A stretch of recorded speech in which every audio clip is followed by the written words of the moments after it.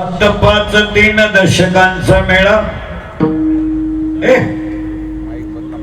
एक तत्व कळा दावी हरी तैसे नव्हे नाम सर्व मार्ग वरिष्ठ ते काही नीट बसा कीर्ती मोबाईल बंद करा ते काही कष्ट न लागती आजापा जपणे उलट प्राणाचा तेथेही मनाचा निर्धारू असे ज्ञान देवा जिने नामे विन व्यर्थ रामकृष्ण पंत कर्मी येल हरिमुखे मना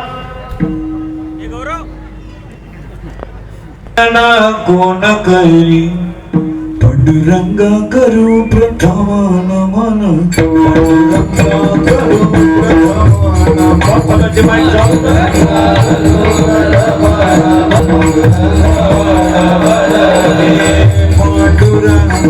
करू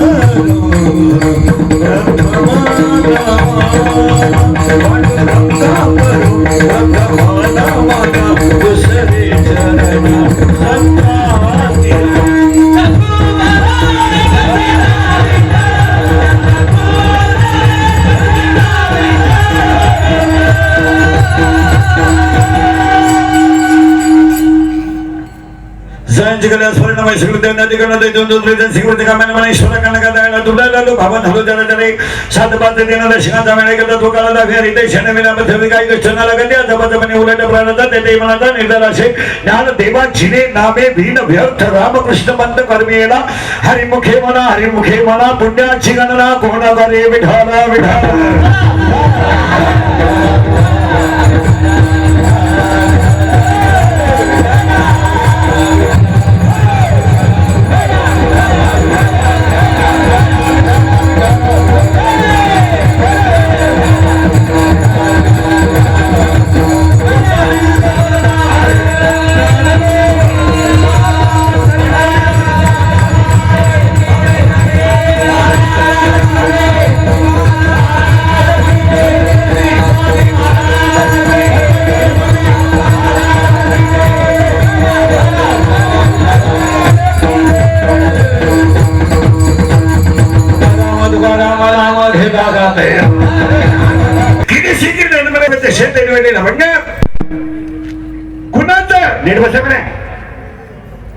मोबाईल बंद करते कुणाच्या अभंगाच्या शेवटच्या घालून कल्पना वारकरी संप्रदायाचा पाया ज्ञानदेव आहे वारकरी संप्रदायाचा कळस तुकाराम बाबा आहे वारकरी संप्रदायाचा विस्तार नामदेव बाबा आहे वारकरी संप्रदायाचा खांब नाथ बाबा आहे आणि वारकरी संप्रदायाची गुरुनिष्ठा निळोपर आहेत शरीरात जसे पंच प्राण आहेत पृथ्वीमध्ये जशी पंचमहाभूते आहेत तसे हे 5 संत संप्रदायाचा प्राण आहे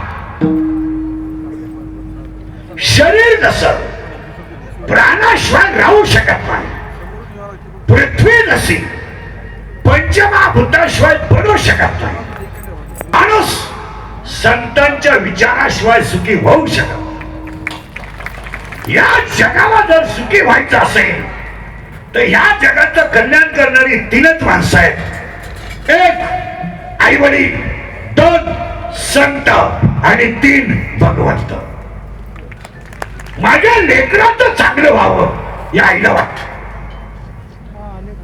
माझं लेकरू सुखी व्हावं हे वडिलांना वाटत हे जग सुखी व्हावं हे संतांना वाटत आणि जगातल्या एकाही माणसाला दुःखच नको हे फक्त देवाला वाटत आई वडील संत आणि देव स्वतः तुम्हाला जेवढी माणसं भेटतील इन वर्ल्ड जगातला प्रत्येक माणूस तुम्हाला थोडा का होईना पण स्वार्थाने भेटेल या जगात नदी निस्वार्थी आहे झाड निस्वार्थी आहे झाड ज्याने लावलं त्याने जरी कुराण आणली तरी त्याला सावली तशीच आहे का खांदा वया खाव खाली का लावणी जयाने केली. ज्ञानोबारायांचं म्हणणं असं आहे, ज्याने झाड लावलं त्याने जरी खोराला कुराल आणली तरी त्याला सावली तेच देणार. याचा अर्थ असा आहे, झाड निस्वार्थी आहे, नदी निस्वार्थी आहे, पाणी कशालाही वापरा, वाने हा तिचा धर्म. झाडाचा उपयोग कसाही करा, सावली देणार, फूल देणार, फळ देणार हा त्याचा धर्म आहे.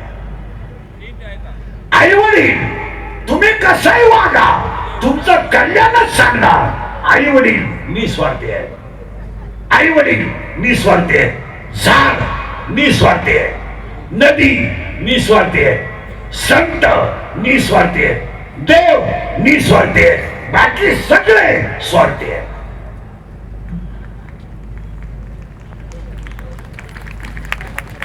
कारण कलियुगातली माणसं माणसावर प्रेमच करीत नाही.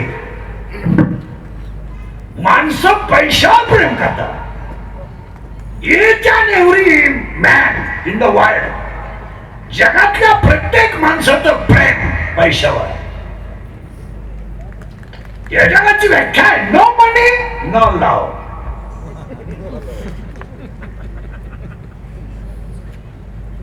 लव is a money and money is a love. बऱ्याच लोकांचं म्हणणं आहे, माझी प्रेयशी माझ्यावर प्रेम करते. तुझ्या मेंदूत पाणी झालं, मेंदूत. ती प्रेमच करत नाही, ती फक्त तुझं एटीएम मोकळं करते.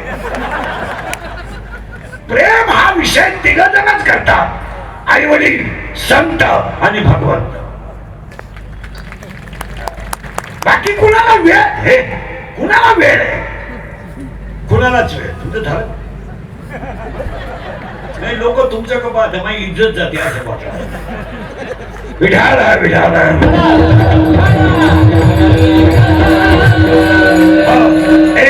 त्याला एक 12 वेळ देत बोलवे, त्याला 2-4 ओव्या बारीक आहे का. मी अजून कीर्तनाला सुरुवात केली नाही. आई वडील, संत आणि भगवंत हे निस्वार्थी आहेत, हे तुम्हाला मान्य आहे का? मान्य. त्याला पुढे जायचंच नाही. आई ती आईच, त्याला पर्याय नाही आहे. मदर ते तुमचं ते पा, मम्मी तुमचं तुम्ही सुना. पण mother is a only mother, not word for like that mother. आई या शब्दाला तुम्ही पर्याय शब्दच काढू शकत नाही. तुम्ही कविता करू शकता, गाणे करू शकता, भूमिका करू शकता, कादंबरी लिहू शकता, पण आई होऊ शकत नाही. आई एकदाच होते आणि ती कुणासारखी असते, आई सारखीच. त्याला पुढे चायनीज काय, ही माझ्या आई सारखी आहे म्हणायचंय. आई सारखी आहे, आई नाही आहे. काही गोष्टी जगामध्ये अशा आहेत, एकदाच पुन्हा नाही. छत्रपती एकदाच, एकदाच. जसं तुम्ही काही करा, होणे नाही. भाषण किती करा, पण स्वर्गीय श्री बाळासाहेब ठाकरेंच्या भाषणाची लता परत होणार. एवढा प्रभावी व्यक्ता या जगात माझ्या माहितीनुसार, तुमचं काय मत असेल, झालाही नाही आणि होणारही नाही.